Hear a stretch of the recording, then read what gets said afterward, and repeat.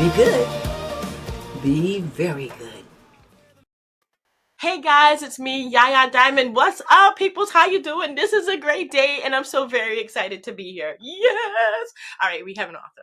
Duh. I mean, come on. Authors, musicians, people going after their dreams, their hopes, their businesses, finances, and all the good stuff is right here on Dream Chasers. Why? Because we are chasing our dreams until we get put 6 feet under. I know that sounds morbid, but that's the truth, right? You have to live your life. We want to inspire you to do that, and that's what we're doing today by bringing you a children's author. I mean, come on. What is the next generation going to do? They're going to learn, and they're going to learn from us. And we have to be the catalyst by which they learn. And that is what Keith Garity is doing. And I want to welcome him to the show. Thank you so much for joining us. Great. Thank you for having me, Yaya. No problem. I know.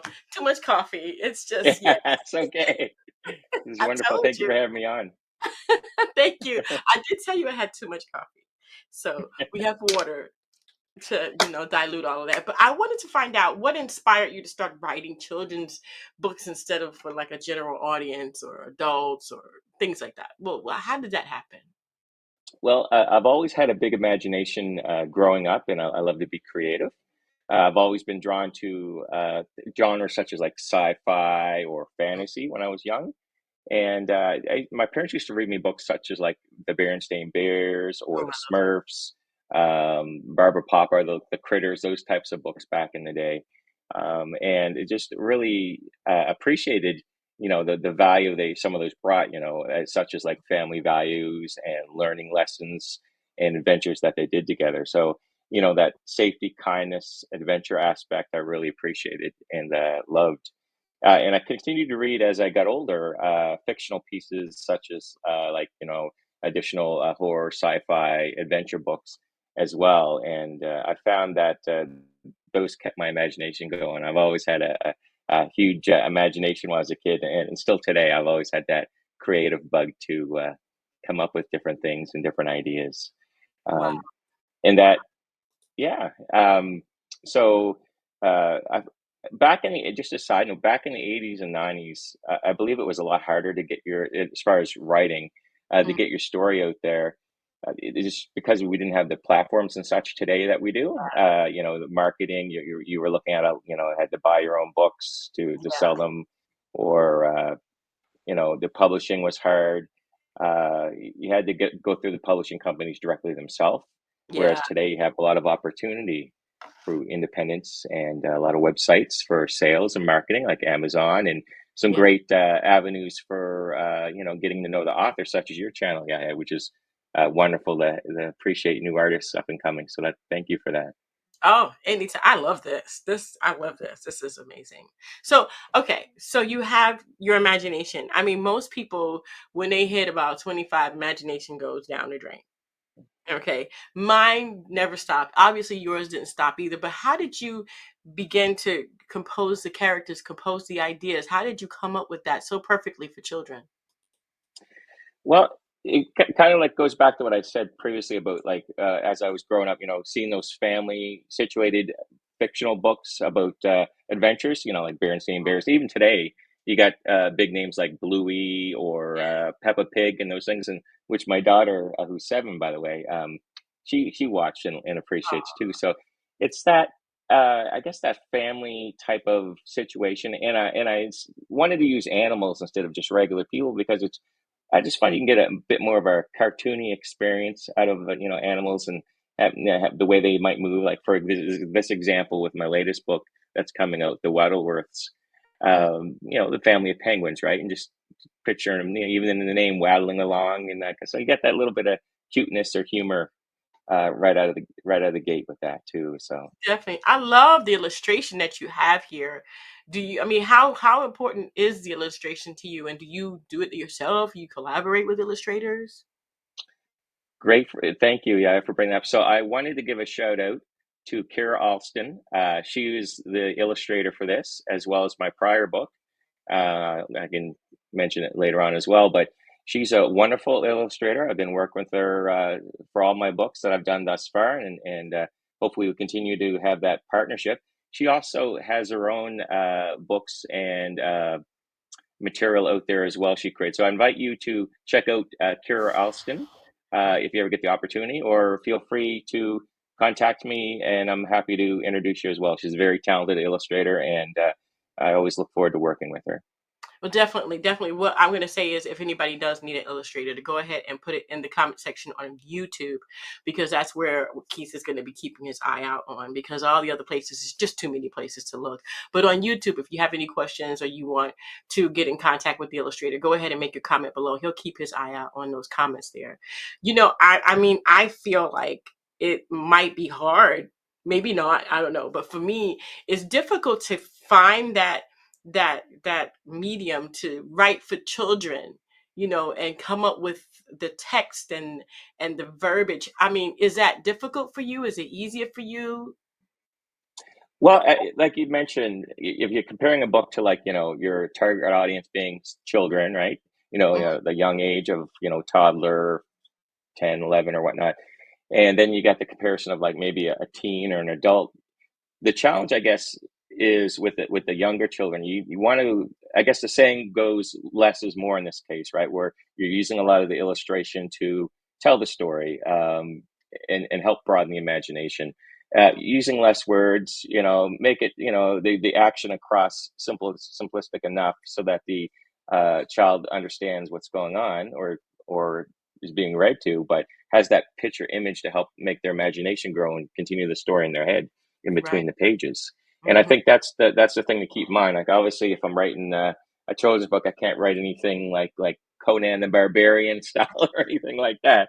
Um, but yeah, it's really fun. And also, the thing with younger audiences too, in my opinion, anyways, is they're not at that age yet where they may become jaded with overall real life stuff. So their imagination's just wide open to take on an adventure. So Definitely, definitely. yeah.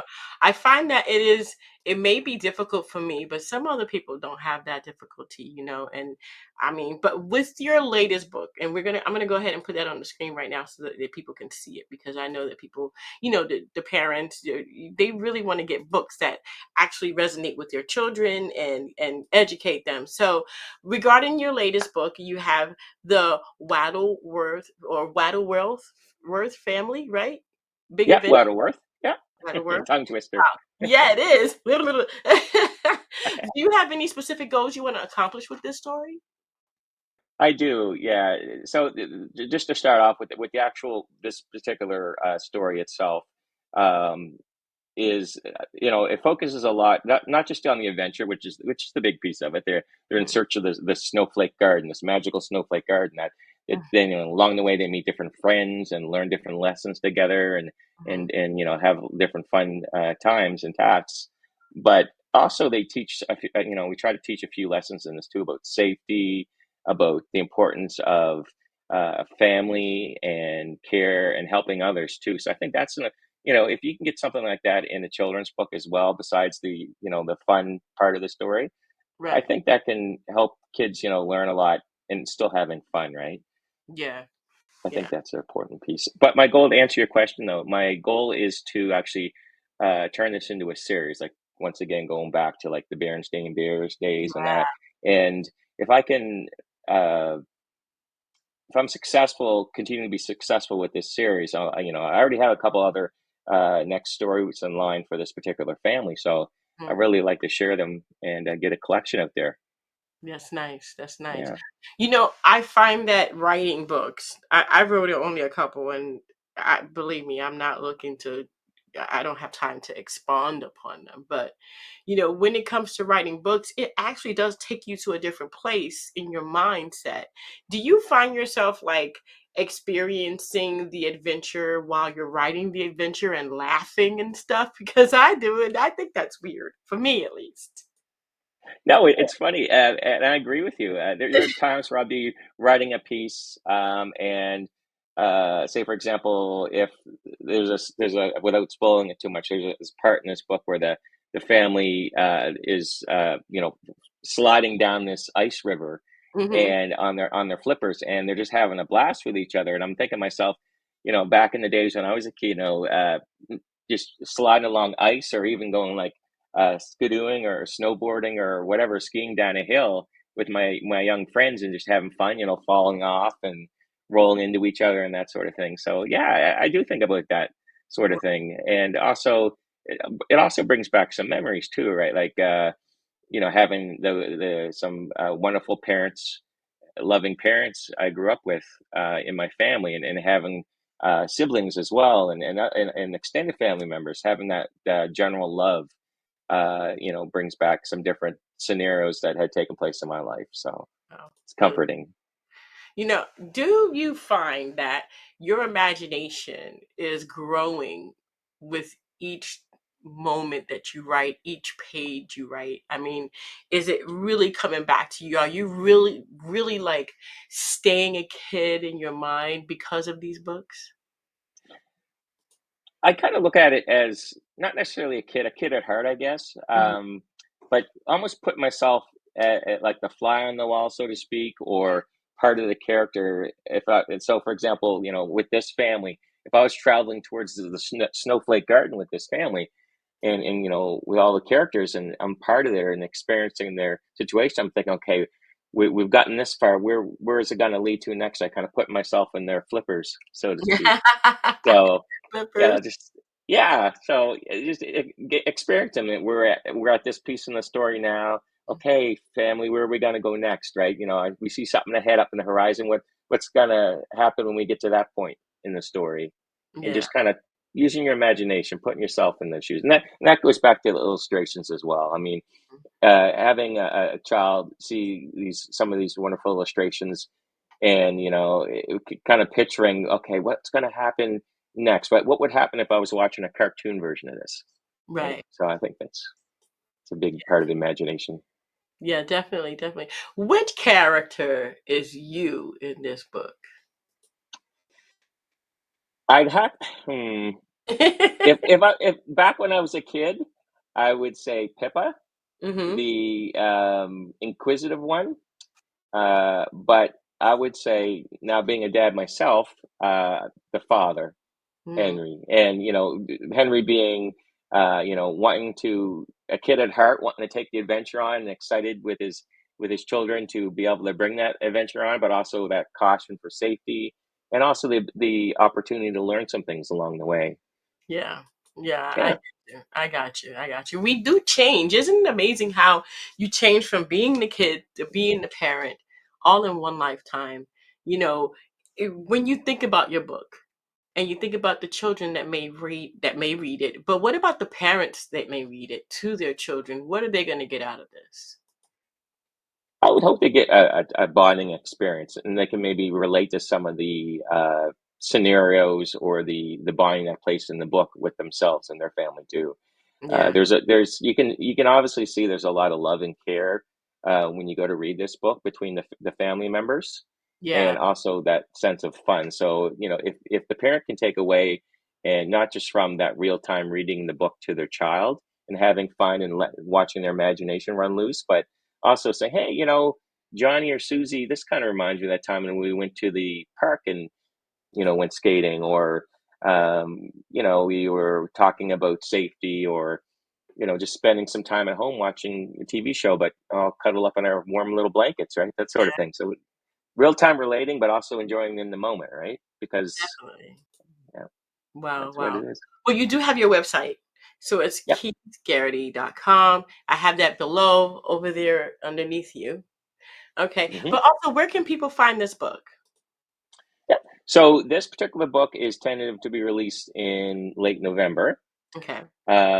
So this one, along with my prior book, My Puppy Buddy Dougie, is can be also found on Amazon.com, Amazon.ca, Amazon.uk. Can also be found in Barnes and Noble, Walmart US, as well as the Frisian Press bookstore. Mm-hmm. Indigo Books are some of the main ones, as well as additional supporting bookstores online if you do a search. Awesome. And if you have any questions or concerns or confusions, just go to his website. For sure, yeah. We look forward to hearing any kind of feedback, or it's always That- nice to hear from the fans, and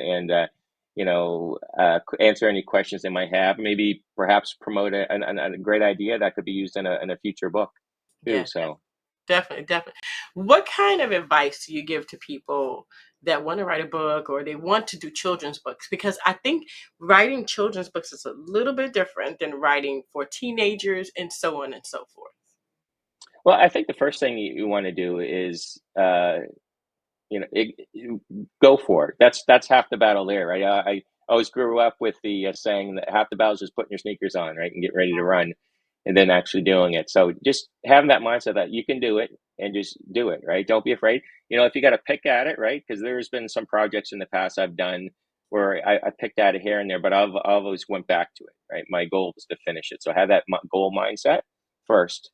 And then as far as the actual process itself, talking about what I was speaking of earlier about the challenges back that would happen back in like the 80s and Mhm. early 90s, 70s, and so on, of not having the avenues that we have now for platforms, it Yeah. makes it a lot easier and it's attainable, right? Whether you want to self-publish or do a hybrid publish or still work with the classical publishing companies, it's you got so many different options. There's so many talented people out there for illustration and editing and such like that can help you. And then the marketing is very open as well. You can direct to Amazon marketing or other folks online that can help you market. There's just so many avenues. And with AI too coming out now, Yeah. that broadens the scale even more, right? So Oh, it it's does. so much easier. Yeah, Oh, don't be afraid to do it is my best advice. And also know your audience too. Earlier, we were talking about the difference between adult books or teenager books and kids books. yeah. Yeah, put yourself in the kid shoes. Remember, they got the big imagination, and if it's especially for a younger children audience, the pictures will do more of the storytelling for you than the words Yeah. most times. So, Definitely, definitely. Well, Keith, thank you so much for being on the show. Is there anything that we missed today you'd like to say? no, I just want to say thank you for having me today, Guy. It was wonderful being on your show. I really appreciate platforms such as yourself to help artists out like myself to share our talents and get exposed to share our ideas with other folks. So, thank you for having me. Oh, well, thank you for being on because I wouldn't have a show if it wasn't for you guys. Be sitting here all by myself. What am I going to say? Right? Oh, please. But thank you so much, Keith, for being on the show. Listen, guys, wherever you may be watching, all of the information is going to be in the description box, wherever that may be, and on different platforms, it can be anywhere. However, on YouTube, if you need to make a comment or a suggestion or even a question that you have, Keith is going to be watching that, and I'm going to make sure he has that link so he can keep his eye out on this interview. So if you have any questions on YouTube only, please keep it to YouTube. Ask your question in YouTube below and he will get right back with you. I'm not going to answer any questions because it's not my book.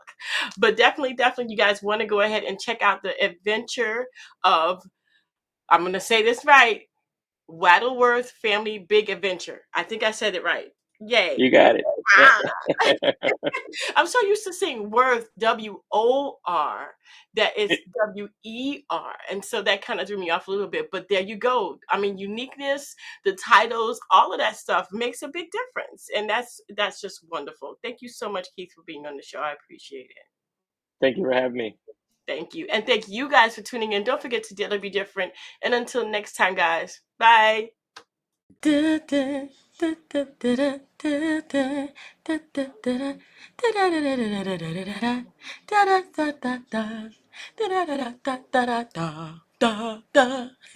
you for watching.